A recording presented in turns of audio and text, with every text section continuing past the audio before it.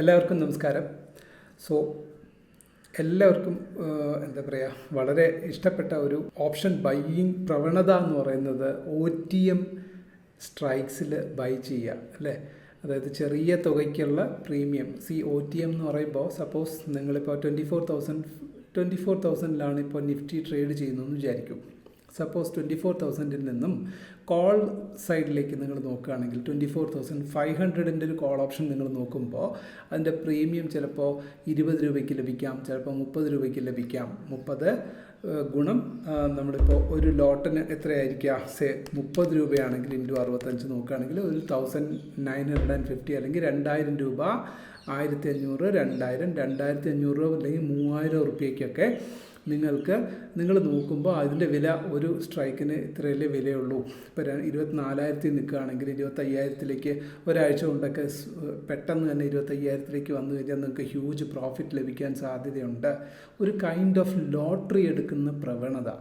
സത്യത്തിൽ ഇത് ഈ കാണുന്ന നിങ്ങൾക്ക് എത്ര പേർക്ക് നിങ്ങൾ ഈ ഒരു ചിന്താഗതിയിലൂടെ ഈ നിഫ്റ്റി അല്ലെങ്കിൽ ബാങ്ക് നിഫ്റ്റി, സെൻസെക്സ് ഇതുപോലുള്ള ഇൻഡെക്സ് ഓപ്ഷൻസിൽ നിങ്ങൾ എത്ര പേര് ഈ ലാഘവത്തോടു കൂടി മാത്രം കിട്ടിയാൽ ഊട്ടിയില്ലെങ്കിൽ ചട്ടി എന്ന് നമ്മൾ സിനിമയിൽ പറയുന്ന അതേ ഒരു ഈ 24,500 വരെ അത് എത്തുകയാണെങ്കിൽ നമുക്ക് ഒരു കൂടുതൽ ലാഭം കിട്ടും. ഒബ്വിയസ്ലി നിങ്ങൾ പലപ്പോഴും അത് വിജയിച്ചിട്ടുണ്ടാവാം. ഇപ്പോൾ ചെറിയ തുക കൊടുത്തല്ലേ, നമുക്ക് മുതൽ മുടക്ക് വളരെ കുറച്ചല്ലേ ഉള്ളൂ. അപ്പോൾ പിന്നെ എന്തുകൊണ്ട് നമുക്കൊരു റിസ്ക് എടുത്തുകൂടാ? കിട്ടിയാൽ ഒരു 3,000 രൂപയിൽ നമുക്കൊരു 1,000 രൂപയ്ക്ക് കിട്ടുകയാണെങ്കിൽ നമുക്ക് ലാഭമല്ലേ. പക്ഷേ നിങ്ങളത് ലിമിറ്റ് ചെയ്യുന്നത് ഒരു ലോട്ടിൽ നിങ്ങൾ ലിമിറ്റ് ചെയ്യത്തില്ല. നിങ്ങളുടെ കയ്യിൽ 10,000 രൂപയുണ്ടെങ്കിൽ നിങ്ങൾക്ക് 2,000 റുപ്യക്കോ 2,500 റുപ്യക്കോ ഒക്കെ നിങ്ങൾക്ക് ലോട്ട് കിട്ടുകയാണ്. ഒരു ലോട്ട് കിട്ടുകയാണെങ്കിൽ നിങ്ങളുടെ ആദ്യത്തെ ലക്ഷ്യം എന്തായിരിക്കും? അതിന് മാക്സിമം 10,000-നുള്ളിൽ എത്ര നിർത്താമെന്നുള്ളതായിരിക്കും. ഇപ്പോൾ 22,500 ആണെങ്കിൽ നിങ്ങൾ 4 ലോട്ട് ഉറപ്പായിട്ടും എടുത്തിരിക്കും. 99% ഈ കാണുന്ന വീഡിയോ കാണുന്ന ആൾക്കാരും അതിൽ ഓപ്ഷൻ ബയ്യിങ് സൈഡിൽ വേറെ ഒന്നിനെ പറ്റിയും ചിന്തയില്ലാത്തവരാണെങ്കിൽ തീർച്ചയായിട്ടും നിങ്ങൾ എന്താ ചെയ്യുക? നിങ്ങളതിൽ 25,000 റുപ്പീസ് ഉണ്ടെങ്കിൽ നിങ്ങളതിൽ 20,000 റുപ്പീസ് എങ്കിലും കുറഞ്ഞ് നിങ്ങൾ ഇതിനു വേണ്ടി ഇൻവെസ്റ്റ് ചെയ്യും. സംഭവം നിങ്ങൾ എടുക്കുന്നത് ഔട്ട് ഓഫ് ദ മണിയാണ്. ഔട്ട് ഓഫ് ദ മണി എടുക്കുന്നത് അത് ശരിക്കും പറഞ്ഞാൽ സ്മാർട്ട് മണീസ് അല്ലെങ്കിൽ വലിയ ഇൻവെസ്റ്റേഴ്സിനെ സംബന്ധിച്ചിടത്തോളം അവരെല്ലാവരും ഓപ്ഷൻ ബയ്യിങ്ങിൻ്റെ ലെവലിലേക്കല്ല, അവർ സെല്ലിംഗ് പോയിന്റിൽ നിൽക്കുന്ന വലിയ ഇൻസ്റ്റിറ്റ്യൂഷണൽ ഇൻവെസ്റ്റേഴ്സിന് നമ്മൾ തീറ്റ കൊടുക്കുന്നതിന് സമമാണ്. അവരിട്ടിരിക്കുന്ന ചൂണ്ടയിൽ നമ്മൾ പോയി കൊളുത്തുകയാണ് സാധാരണ ചെയ്യുന്നത്. ഇത്തരത്തിലുള്ള പക്ഷേ എന്ന് പറഞ്ഞാൽ അത് നല്ല ഡിസിഷൻ അല്ലേ എന്ന് ചോദിച്ചാൽ നല്ല ഡിസിഷൻ ആണ്. ആർക്കാണ് നല്ല ഡിസിഷൻ വരുന്നത്? അത് കൃത്യമായിട്ടും OA അനാലിസിസ് നോക്കുന്നവർ. പിന്നെ മാക്സ് പെയിൻ എന്നൊരു സാധനമുണ്ട്. ഏത് കോളും പുട്ടും, കോൾ സൈഡും പുട്ട് സൈഡിൻ്റെയും OIs ഏതൊരു പർട്ടിക്കുലർ ഇപ്പോൾ വീക്കിലി എക്സ്പയറി എടുത്തോളൂ, ചൊവ്വാഴ്ച എക്സ്പയറി നടക്കുന്നൊരു നിഫ്റ്റി ഓപ്ഷൻസിൽ ഏതൊരു പർട്ടിക്കുലർ പോയിന്റിൽ ഏതൊരു പർട്ടിക്കുലർ സ്ട്രൈക്കിലാണോ കോൾ സൈഡും പുട്ട് സൈഡും മാക്സിമം 0 ലെവലിലേക്ക് വരുന്ന പോയിന്റ്, അതിനെയാണ് മാക്സ് പോയിന്റ് എന്ന് പറയുന്നത്. അപ്പോൾ അത്തരം പോയിന്റ് അത് നമ്മൾ നിങ്ങൾ വാങ്ങാൻ പോകുന്ന സ്ട്രൈക്കിൽ നിന്നും വളരെ അധികം ദൂരെയാണ് എങ്കിൽ ഉറപ്പായിട്ടും നമ്മളുടെ പ്രൈസിന് തീർച്ചയായിട്ടും എന്ത് സംഭവിക്കും? നമ്മുടെ പ്രൈസിന് 0യിലേക്ക് പോകാനുള്ള ടെൻഡൻസി വളരെ കൂടുതലായിരിക്കും. പിന്നെ അടുത്ത് മനസ്സിലാക്കേണ്ടത് എന്താണ്? നമ്മുടെ ഇന്ത്യ വിക്സ് എന്ന് പറയുന്ന സംഭവമുണ്ട്. അത് വളരെ ഹൈ ആണെങ്കിൽ ഇന്ത്യ വിക്സ് വളരെ ഹൈ ആകുന്ന സാധ്യത എപ്പോഴൊക്കെയാണ്? ഒരു അൺസർട്ടൺ സിറ്റുവേഷൻ, ഗ്ലോബൽ അൺസർട്ടണിറ്റീസ്, വാർ അല്ലെങ്കിൽ പ്രത്യേക എന്തെങ്കിലും അങ്ങനത്തെ ഇൻറ്റേർണൽ ഡൊമസ്റ്റിക്കലി അല്ലെങ്കിൽ ന്യൂസ് റിലേറ്റഡ് ആയിട്ട് അല്ലെങ്കിൽ RBI ഇൻട്രസ്റ്റ് റേറ്റ് ഡിസിഷൻ, ഇത്തരം വിഷയങ്ങളൊക്കെ വരുമ്പോൾ ഇന്ത്യ വിക്സിൽ ചെറിയ മാറ്റങ്ങളൊക്കെ ഉണ്ടാക്കാം. പക്ഷേ ഇന്ത്യ വിക്സ് കൂടി നിൽക്കുന്ന സമയത്താണെങ്കിൽ പോലും നമുക്ക് നമ്മുടെ സ്ട്രൈക്കിൻ്റെ പ്രീമിയത്തിൻ്റെ വർധനവ് കൂടാനും കുറയാനും സാധ്യതയുണ്ട്. അപ്പോൾ ഇന്ത്യ വിക്സ് കൂടുകയാണെങ്കിൽ പ്രീമിയം കൂടാൻ സാധ്യതയുണ്ട്. അങ്ങനെയുള്ള സിറ്റുവേഷൻസിലാണെങ്കിൽ പോലും നമ്മൾക്ക് ഇതെല്ലാം വീക്കിലി നിങ്ങൾ അടുത്ത ആഴ്ച എന്തൊക്കെ സംഭവിക്കാൻ സാധ്യതയുണ്ടെന്ന് കറണ്ട് വീക്കും നെക്സ്റ്റ് വീക്കിൻ്റെ OA അനാലിസിസ് നടത്തി നോക്കുക. മാക്സ് പെയിൻ എവിടെയാണെന്ന് വരാൻ സാധ്യതയുണ്ടെന്ന് മനസ്സിലാക്കാൻ ശ്രമിക്കുക. പിന്നെ വിക്സിൻ്റെ ട്രെൻഡ് എങ്ങോട്ടാണ് എങ്ങോട്ടാണെന്ന് നോക്കുക, ഗ്ലോബൽ മാർക്കറ്റ് അവയർനെസ് എങ്ങോട്ടാണെന്ന് നോക്കുക, ഫ്യൂച്ചേഴ്സിൻ്റെ ബിൽഡപ്പ് എങ്ങോട്ടാണെന്ന് നോക്കുക.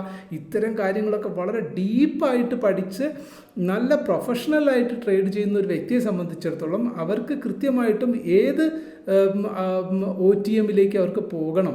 OTMിൽ ബൈ ചെയ്യുന്നവരാണെങ്കിൽ പോലും അവർക്ക് കൺസിസ്റ്റൻസി ഉണ്ടാവും. Because they are on control of themselves. അവരുടെ ട്രേഡ് അവർക്ക് കൃത്യമായിട്ട് കൺട്രോൾ വിത്ത് ഡേറ്റയാണ് അവർ യൂസ് ചെയ്യുന്നത്.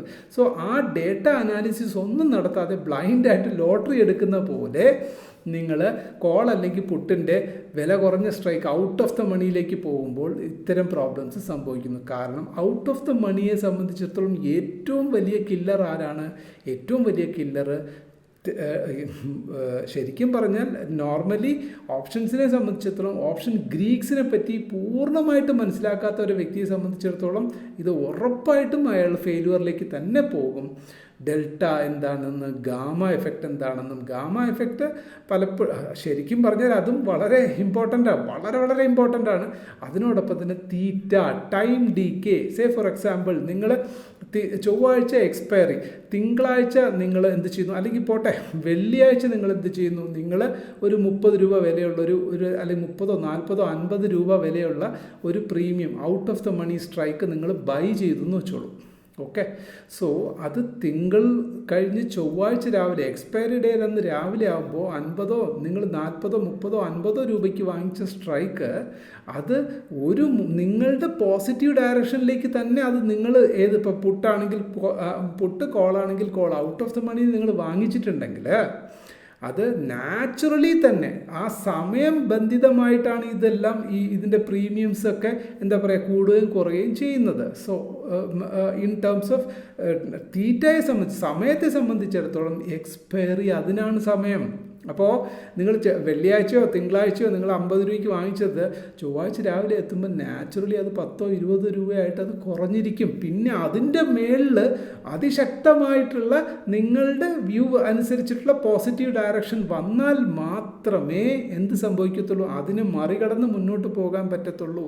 കാരണം ഔട്ട് ഓഫ് ദ മണിയിലുള്ള പ്രീമിയം എന്ന് പറയുന്നത് നമ്മൾ എന്താണ് ശരിക്കും അതിനകത്ത് അടങ്ങിയിരിക്കുന്നത് എന്താണ്? അതിനകത്ത് ടൈം വാല്യൂവും IV ഇംപ്ലൈഡ് വോളറ്റിലിറ്റിയുടെ റേറ്റ് മാത്രമേ അടങ്ങിയിട്ടുള്ളൂ. ഇൻട്രിൻസിക് വാല്യൂ എന്നൊരു സാധനം അതിനകത്തില്ല എന്നുള്ളതാണ്. എന്താണ് ഇൻട്രിൻസിക് വാല്യൂ എന്നുള്ളത് ഞാൻ ഇനിയൊരു വീഡിയോയിൽ നിങ്ങൾക്ക് ഞാൻ പഠിപ്പിച്ച് തരാം 1 by 1 ആയിട്ട്. ടൈം വാല്യൂ എന്ത്, തീറ്റ, ഡെൽറ്റയെ പറ്റിയൊക്കെ നല്ല ഡീറ്റെയിൽഡ് ആയിട്ടുള്ള ക്ലാസ്സസ് പ്രീവിയസ് വീഡിയോസിൽ ചെയ്തിട്ടുണ്ട്. കാണാത്തവരത് പോയി കാണുക, കണ്ട് മനസ്സിലാക്കാൻ ശ്രമിക്കുക ഫസ്റ്റ് ഓഫ് ഓൾ. സോ ഇത്തരം വിഷയങ്ങളിൽ നിങ്ങൾ ഔട്ട് ഓഫ് ദ മണി എടുക്കുമ്പോൾ വളരെ ശ്രദ്ധിക്കേണ്ട പോയിന്റ്, ആപ്റ്റായിട്ടുള്ള അല്ലെങ്കിൽ ഒരു ബിഗിനറെ സംബന്ധിച്ചിടത്തോളം നിങ്ങളുടെ വ്യൂസ് കറക്റ്റ് ആക്കാൻ നിങ്ങൾ ശ്രമിച്ചു. ഓക്കെ, പെർഫെക്റ്റ്, നിങ്ങളുടെ വ്യൂ കറക്റ്റാണ്. അപ്പോൾ നിങ്ങൾ ക്യാപിറ്റൽ ഇൻവെസ്റ്റ്മെൻറ്റും നിങ്ങൾ കഴിയുന്നത്ര ATM at the money strikes select ചെയ്യാനുള്ള ഒരു ടെൻഡൻസി കാണിക്കണം. അതല്ല എന്നുണ്ടെങ്കിൽ 1% അല്ലെങ്കിൽ hardly 2% out of the money നോക്കാം. ഓക്കെ, ഫൈൻ, അത് വലിയ പ്രോബ്ലം ഇല്ല. അതിൽ ഡെൽറ്റ വാല്യൂ എന്ന് പറയുന്നത് ഇമ്പോർട്ടൻ്റ് ആണ്. നിങ്ങൾ ഫാർ ഔട്ട് ഓഫ് ദ മണിയൊക്കെ പോയി കഴിഞ്ഞാൽ അതിൻ്റെ ഡെൽറ്റ വാല്യൂ 0.10 അല്ലെങ്കിൽ 0.2 റേഞ്ചിലേക്കൊക്കെ വരുന്ന ഡെൽറ്റ വാല്യൂ ശ്രദ്ധിക്കണം. നിങ്ങൾ എടുക്കുന്ന ഔട്ട് ഓഫ് ദ മണി ഏതാണ്, അതിൻ്റെ ഡെൽറ്റ വാല്യൂ എത്രയാണെന്ന് നോക്കണം. ഉദാഹരണത്തിന് ഡെൽറ്റ വാല്യൂ ATM സ്ട്രൈക്സിലൊക്കെ ഡെൽറ്റ വാല്യൂ എന്ന് പറഞ്ഞാൽ ഓൾമോസ്റ്റ് ഇപ്പോൾ ഓൺ ആൻ ആവറേജ് 0.5 ആണെന്ന് സങ്കല്പിക്കാം. ഓൾമോസ്റ്റ് എല്ലാവരും അത് കൺസിഡർ ചെയ്യുന്നതും അങ്ങനെ തന്നെയാണ്. അപ്പോൾ 0.5 എന്ന് പറയുന്ന ഡെൽറ്റ വാല്യൂ ഉള്ള ATM സ്ട്രൈക്ക് 100 പോയിന്റ് നിങ്ങളുടെ ഡയറക്ഷനിലേക്ക് തന്നെ, അത് പോസിറ്റീവ് ഡയറക്ഷനിലേക്ക്, പോസിറ്റീവ് ഇൻ ദ സെൻസ് ഞാൻ പറഞ്ഞ ബുള്ളിഷ് എന്ന അർത്ഥമല്ല. നിങ്ങൾ പുട്ട് ഓപ്ഷൻ എടുക്കുകയാണെങ്കിൽ മാർക്കറ്റ് താഴ്പോട്ടേക്ക് പോകണം, കോൾ ഓപ്ഷൻ ബൈ ചെയ്യുകയാണെങ്കിൽ മാർക്കറ്റ് മുകളിലേക്ക് പോകണം. അപ്പോൾ ഈ 2 സിനാരിയോയിലും നിങ്ങളുടെ പോസിറ്റീവ് വ്യൂ എന്താണ്? നിങ്ങൾ കോൾ ഓപ്ഷൻ എടുത്തു കഴിഞ്ഞാൽ മാർക്കറ്റ് മുകളിലേക്ക് തന്നെ പോവുകയാണെങ്കിൽ 100 പോയിന്റ് മുന്നോട്ട് പോയി കഴിഞ്ഞാൽ നിങ്ങൾക്ക് 50%, അതാണ് ആ ഡെൽറ്റ വാല്യൂ 0.5 എന്ന് പറഞ്ഞാൽ എത്രയാണ്? നിങ്ങൾ ഇൻവെസ്റ്റ് ചെയ്യുന്ന പ്രീമിയത്തിൻ്റെ, നിങ്ങൾ പൈസ കൊടുത്ത് വാങ്ങുന്ന സ്ട്രൈക്കിൻ്റെ നിങ്ങൾ കൊടുക്കുന്ന തുക എത്രയാണോ അതിൻ്റെ 50%ഓളം ലാഭം ലഭിക്കാൻ സാധ്യതയുണ്ട് എന്നുള്ളതാണ് ഡെൽറ്റ വാല്യൂ കൊണ്ട് നമ്മൾ മനസ്സിലാക്കേണ്ടുന്ന കാര്യം. അതേ സ്ഥാനത്ത് അപ്പം നിങ്ങൾ ഇൻവെസ്റ്റ് ചെയ്യുന്ന എമൗണ്ട് കുറവായിരിക്കാം, പക്ഷേ അതിൻ്റെ ഡെൽറ്റ വാല്യൂ ഇപ്പോൾ 0.1 ആണെന്നുണ്ടെങ്കിൽ അതിനർത്ഥം എന്താണ്? 100 പോയിന്റ് മുന്നോട്ട് വന്നാലും നിങ്ങൾക്ക് ലഭിക്കാൻ പോകുന്നത് നിങ്ങൾ ഇൻവെസ്റ്റ് ചെയ്ത ക്യാപിറ്റലിൻ്റെ 10%. അതും സാധ്യതയുള്ളതാണ്. അതിനകത്ത് എന്താ പറയുക, നിങ്ങൾക്ക് ആകെ ലഭിക്കാൻ സാധ്യതയുള്ളതേ 10%. അതിനുള്ളിൽ എന്തൊക്കെ കോംപ്രമൈസ് ചെയ്യേണ്ടി വരും? തീറ്റ ഡി കെ അതിൽ നിന്ന് നിങ്ങൾക്ക് 100 പോയിന്റ് കയറി വരാൻ നേരം എടുക്കുന്ന സമയം എത്ര? അത് ഒരു ദിവസമാണോ, ഒരു മണിക്കൂറാണോ, 5 മിനിറ്റാണോ, 10 മിനിറ്റാണോ, ഒരാഴ്ചയാണോ എന്നിരിക്കും അതിൻ്റെ ബാക്കിയുള്ള ഘടകങ്ങൾ. അപ്പോൾ അതിപ്പോൾ ഇതേ ഔട്ട് ഓഫ് ദ മണി തന്നെ നിങ്ങൾ വാങ്ങിയ നിമിഷം മുതൽ ഒരു നോൺ സ്റ്റോപ്പായിട്ട് അത് ഈ പറഞ്ഞ പോലെ നല്ല സ്പീഡായിട്ട് അതേ പോസിറ്റീവ് ഡയറക്ഷനിൽ പോവുകയാണെങ്കിൽ 100% നിങ്ങൾ നല്ല പ്രോഫിറ്റിലേക്ക് വരാം. കാരണം ഗാമ എഫക്റ്റും കൂടി അതിനകത്ത് ആഡാകും. അത് ഗാമ ബ്ലാസ്റ്റ് എന്നൊക്കെ നമുക്ക് പറയുന്ന ഒരു സങ്കല്പത്തിലേക്കൊക്കെ പോവാം. നിങ്ങൾ പലരും വീഡിയോസും ന്യൂസിലൊക്കെ കേട്ടിട്ടുണ്ടാവും അല്ലേ? എത്ര 1000 രൂപ മുടക്കി, അല്ലെങ്കിൽ 1000 രൂപ മുടക്കിയ ആൾക്ക് 1 ലക്ഷം രൂപയായിട്ട് തിരിച്ച് കിട്ടിയെന്നൊക്കെ, അല്ലെങ്കിൽ 1 ലക്ഷം രൂപ മുടക്കിയിരുന്നെങ്കിൽ 1 കോടിയായിട്ടൊക്കെ തിരിച്ച് കിട്ടിയ ചരിത്രങ്ങളൊക്കെ ഉണ്ട്. അത് ചരിത്രമല്ല, അത് തിയററ്റിക്കലി അത് എന്താ പറയുക, അത് എല്ലായ്പ്പോഴും എല്ലാ മാസത്തിലും അങ്ങനത്തെ 1-2 മൂവ്സൊക്കെ നമുക്ക് കാണാൻ സാധിക്കും. ഇല്ലയെന്ന് ഞാൻ പറയുന്നില്ല. പക്ഷെ അതൊന്നും നമുക്ക് ഒരിക്കലും പ്രെഡിക്റ്റബിളായിട്ട് നമുക്ക് ക്യാച്ച് ചെയ്യാൻ പറ്റുന്ന മാർക്കറ്റിലുള്ളതല്ല. പക്ഷേ ഇപ്പോൾ ഒരു വലിയ സൂപ്പർ സ്റ്റാറിനെ കണ്ടിട്ട് എത്രയോ നമ്മൾ കാണുന്നത് നമ്മുടെ കണ്ണു മുമ്പിൽ 1-2 സിനിമ സൂപ്പർ സ്റ്റാറുകളെയാണ് നമ്മൾ കാണുന്നത് അല്ലേ? പക്ഷേ യാഥാർത്ഥ്യത്തിൽ അതേ സൂപ്പർ സ്റ്റാർഡത്തിലേക്കോ അല്ലെങ്കിൽ ചെറുതായിട്ടെങ്കിലും ഒന്ന് സിനിമയിൽ മുഖം കാണിച്ച് അതിൽ നിന്നും വലുതായി അതിൽ നിന്നൊരു ഉപജീവന മാർഗമായി ഒരു നല്ല നടനായിട്ട് മാറി വരാൻ വേണ്ടിയിട്ട് ശ്രമിച്ചവരുടെ എണ്ണത്തെക്കാൾ അതിൽ നിന്ന് ശ്രമിച്ച് പരാജയപ്പെട്ടവരുടെ എണ്ണം എത്രയോ അധികമായിരിക്കാം. സത്യസന്ധമായിട്ട് പറഞ്ഞാൽ ആണ്. പക്ഷെ അവരുടെ ആരുടെയും ഹിസ്റ്ററിയോ അവരാരൊക്കെയാണെന്നോ ഒന്നും നമ്മൾ അറിയാത്തത് കൊണ്ട് അത് അങ്ങനെയല്ല എന്ന് നമുക്ക് നിശ്ചയിക്കാൻ പറ്റുമോ? അതേപോലെ തന്നെയാണ് ഓപ്ഷൻ ബൈയിങ്ങിനെ സംബന്ധിച്ചിടത്തോളം. അവിടെയും ഇവിടെയും കാണുന്ന അല്ലെങ്കിൽ വളരെ ചുരുക്കം ചില എന്താ പറയുക പ്രൊഫഷണൽസിൻ്റെ പേരുകൾ നമ്മൾ അറിയുന്നു. അവരെ പറ്റി നമ്മൾ യൂട്യൂബിലും മറ്റ് പ്ലാറ്റ്ഫോംസിലൊക്കെ നമ്മൾ അവരെ പറ്റിയൊക്കെ മനസ്സിലാക്കാൻ ശ്രമിക്കുന്നു. പക്ഷെ അവരുടെ പിന്നിലും അവർ ആ ഒരു ലെവലിലേക്ക് വരുന്നതിനും പിന്നിലുള്ള അവരുടെ ആ പ്രയത്നം അല്ലെങ്കിൽ അവരുടെ ആ എന്താ പറയുക ഹാർഡ് വർക്ക്, അവരുടെ പഠനം ചിട്ടയോട് കൂടിയിട്ടുള്ള അവരുടെ ആ ഒരു എന്താ പറയുക പ്രോസസ് ഫ്ലോ, അവർ കടന്നു പോയ വഴികളെപ്പറ്റി നമ്മൾ നോക്കിക്കഴിഞ്ഞാൽ ഒരുപാട് വലുതായിരിക്കാം. ഒരുപാട് വർഷത്തെ പ്രാക്ടീസ് ഉണ്ടായിരിക്കാം. ഒരുപാട് നഷ്ടങ്ങളിലൂടെ കടന്നു വന്നിട്ടുള്ളവരായിരിക്കാം. തീർച്ചയായിട്ടും നിങ്ങളും അതിലുള്ള ആളായിരിക്കണം. ഉറപ്പായിട്ടും ആകുമെന്ന് തന്നെയാണ് ഞാൻ വിശ്വസിക്കുന്നത്. സോ പറഞ്ഞു വന്ന പോയിന്റ് ഇത്രയേ ഉള്ളൂ. Out of the money trades എന്ന് പറയുന്നത് 101% എന്താ പറയുക അഡ്വൈസബിൾ അല്ല. ആർക്കാണ്? ഓപ്ഷൻ ബൈ ചെയ്യുന്നവർക്ക്. പക്ഷെ ഓപ്ഷൻ സെല്ലേഴ്സിനാണ് ഏറ്റവും കൂടുതൽ നമ്മൾക്ക് എന്താ പറയുക ഇത് ഒരു ഓപ്പർച്യൂണിറ്റി. അതുകൊണ്ട് തന്നെയാണ് ഓപ്ഷൻ ബയ്യേഴ്സ് 99% ഓപ്ഷൻ ബയ്യേഴ്സും ലൂസേഴ്സിലേക്ക് പോകുന്നു. ബട്ട് ഓപ്ഷൻ സെല്ലിംഗ് എന്ന് പറയുന്നത് അത്ര കണ്ട് നമ്മളെ എന്താ പറയുക നമ്മളുടെ ക്യാപിറ്റൽ തകർച്ചയിൽ നിന്ന് നമ്മൾ പൂർണ്ണമായിട്ട് നമ്മളെ വാഷ് ഔട്ട് ചെയ്യാത്ത രീതിയിൽ നമ്മളെ മെയിൻറ്റെയിൻ ചെയ്യാൻ നമുക്ക് സാധിക്കും എന്ന് പറയുന്നത് ഓപ്ഷൻ സെല്ലിങ്ങിലൂടെ. അവിടെയാകുമ്പോൾ നമുക്ക് തീറ്റ ഡി കെ നമ്മുടെ പോസിറ്റീവായിട്ട് നമുക്ക് ആക്ട് ചെയ്യും. ഡെൽറ്റ ആയിക്കോട്ടെ. പക്ഷേ ഗാമ എന്ന് പറയുന്നത് മാത്രമായിരിക്കും അവിടെ ഒരു വില്ലനായിട്ട് വരിക. അപ്പോൾ അതിന് വേണ്ടുന്ന ഹെഡ്ജിങ് സ്ട്രാറ്റജീസും മറ്റു കാര്യങ്ങളുമൊക്കെ നിങ്ങൾ എന്താ പറയുക പ്രിപ്പയർ ചെയ്യുക, പ്ലാൻ ചെയ്യുക. ഈ വീഡിയോ കൊണ്ട് ഉദ്ദേശിക്കുന്നത് ഒരുപാട് പേര് ചെറിയ തുകയ്ക്ക് കിട്ടുന്ന സ്ട്രൈക്സിനെ വാങ്ങിയിട്ട് കൂടുതൽ അത് ഏറ്റവും വലിയ അപകടം എന്താണെന്നറിയോ? ചെറിയ തുകയ്ക്ക് നിങ്ങൾ ഔട്ട് ഓഫ് ദ മണി വാങ്ങണ്ടെന്നൊന്നും പറയുന്നില്ല. പക്ഷേ വളരെ ശ്രദ്ധയോടുകൂടി നിങ്ങൾ അറ്റ്ലീസ്റ്റ് ഓപ്പൺ ഇൻട്രസ്റ്റ് എങ്കിലും നോക്കൂ. ധന്നിൻ്റെ ചാർട്ടിലേക്ക് പോയിട്ട് അവിടുത്തെ OA ചാർട്ടുണ്ട്. OA ചാർട്ടിൽ പോയിട്ട് സപ്പോർട്ട് എവിടെയുണ്ട്, റെസിസ്റ്റൻസ് എവിടെയുണ്ടെന്ന് കണ്ടുപിടിക്കുന്നത് എങ്ങനെയാണ്? കോൾ സൈഡിൻ്റെ ഹയ്യസ്റ്റ് OA എവിടെയാണ്, പുട്ട് സൈഡിൻ്റെ ഹയ്യസ്റ്റ് OA എവിടെയാണ്, നിങ്ങൾ നിൽക്കുന്ന ടൈം ഫ്രെയിംസ് 101% ഞാൻ പറയുകയാണ്. ഇൻട്രാഡേയിൽ അതും വളരെ ഷോർട്ട് പീരിയഡിലൊക്കെ നിങ്ങൾ എൻട്രി എടുത്തു 5-10 മിനിറ്റ് മാക്സിമം ഹോൾഡ് ചെയ്തു. കിട്ടാവുന്നത് പ്രോഫിറ്റ് എത്രയാണെങ്കിലും ശരി കിട്ടി പുറത്തിറങ്ങുന്നു എന്നുള്ള ഒരു സ്ട്രിക്റ്റ് റൂൾ ഫോളോ ചെയ്യുന്ന ഒരു ട്രേഡർ ആണെങ്കിൽ ഓക്കെ. അപ്പോഴും ഓക്കെ എന്ന് പറയുന്നതിനേക്കാളും ഓക്കെ എന്ന് വേണമെങ്കിൽ പറയാം. അങ്ങനെയാണ് അതിൻ്റെ ആ ഓക്കേക്കും ഓക്കെ എന്നതിനും തമ്മിലുള്ള എന്താ പറയുക അന്തരം, സൈക്കോളജിക്കൽ ഡിഫറൻസ് എന്താണെന്ന് നിങ്ങൾക്ക് ഞാൻ ഇനി അതിനൊരു എക്സ്പ്ലനേഷൻ തരാൻ ആഗ്രഹിക്കുന്നില്ല. നിങ്ങൾക്കത് മനസ്സിലാക്കാൻ പറ്റുമെന്ന് ഞാൻ വിശ്വസിക്കുന്നു. ഓക്കെ, സോ ഓപ്ഷൻ ബൈയിങ്ങിനെ സംബന്ധിച്ചിടത്തോളം ബെസ്റ്റ് എന്ന് പറയുന്നത് ഫസ്റ്റ് നമ്മൾ OA അനാലിസിസ് നടത്തുക, ഓപ്ഷൻ ഗ്രീക്സിനെ പറ്റി മനസ്സിലാക്കുക, മാക്സ് പെയിനിനെ പറ്റി മനസ്സിലാക്കുക.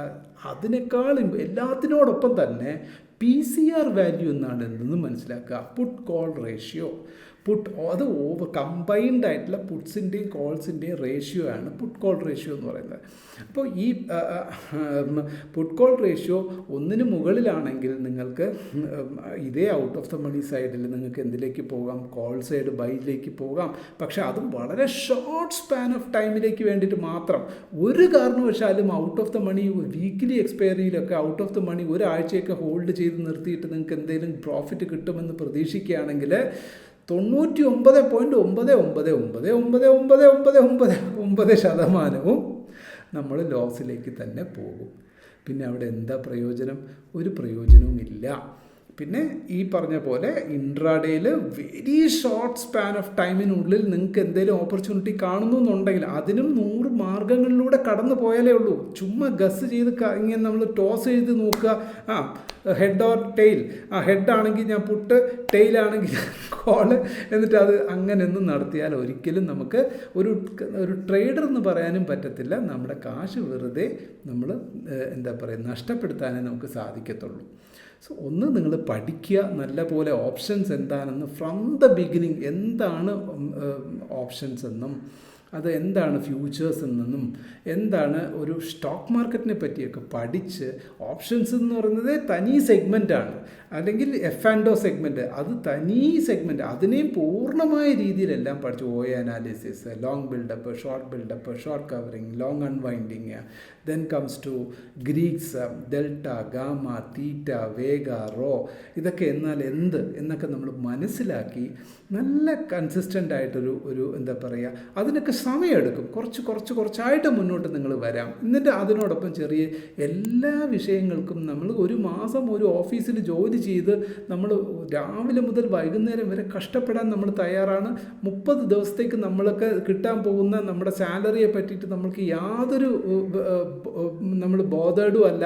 ഇന്ന് കിട്ടുമോ, നാളെ കിട്ടുമോ, ഇന്ന് ജോലി ചെയ്തതിന് ഇന്നത്തെ കൂലി കിട്ടണ്ടേ എന്നൊക്കെ വിചാരിക്കുന്ന അങ്ങനെയൊന്നും ആരും വിചാരിക്കത്തില്ല. പക്ഷേ ട്രേഡിങ്ങിൽ വന്നു കഴിഞ്ഞാൽ അതിപ്പോൾ ഏതോ ആയിക്കോട്ടെ, ഓപ്ഷനിലോ ആയിക്കോട്ടെ, സ്വിംഗ് ട്രേഡ്, ഈക്വിറ്റി ആയിക്കോട്ടെ, ഫ്യൂച്ചേഴ്സ് ആയിക്കോട്ടെ, നിങ്ങൾക്ക് ഇന്ന് ട്രേഡ് ചെയ്താൽ ഇന്ന് തന്നെ നിങ്ങൾക്ക് ലാഭം കിട്ടണം എന്ന് വെച്ചാൽ നടക്കത്തില്ല. It is also A business. ഏത് ബിസിനസ് ചെയ്യുന്ന ഒരു വ്യക്തിയെ സംബന്ധിച്ചിടത്തോളം എന്തുകൊണ്ടാണ് നമുക്ക് വർഷത്തിലൊരിക്കലാണ് നമ്മളുടെ എന്താണ് P&L കണക്ക് നമ്മൾ കാണിക്കേണ്ടത് അല്ലേ ഗവൺമെൻറ്റിന്? അതും ഒരു വർഷം തന്നേക്കുന്നത് എന്തിനു വേണ്ടിയിട്ടാണ്? അപ്പോൾ അത്രയും സമയമെടുക്കും ഏത് കാര്യത്തിനും ഇൻവെസ്റ്റ്മെൻറ്റ് നടത്തുന്ന പോലെ തന്നെ പഠനത്തിനും നിങ്ങൾ ധാരാളം ഇൻവെസ്റ്റ്മെൻറ്റ് നടത്തണം. നിങ്ങളുടെ ഫിസിക്കൽ ടൈം ഇൻവെസ്റ്റ്മെൻറ്റ് നിങ്ങൾ ചെയ്യണം, സിൻസിയറായിട്ട് ഇൻവെസ്റ്റ് ചെയ്യണം, ഒരുപാട് മുന്നോട്ട് പോകണം. പഴയ കാലമല്ല, ഇന്ന് നിങ്ങൾക്ക് അതിനുള്ള റിസോഴ്സസ് നിരവധി റിസോഴ്സസ് യൂട്യൂബ് പോലുള്ള പ്ലാറ്റ്ഫോംസ് നിങ്ങൾക്ക് നൽകുന്നുണ്ട്.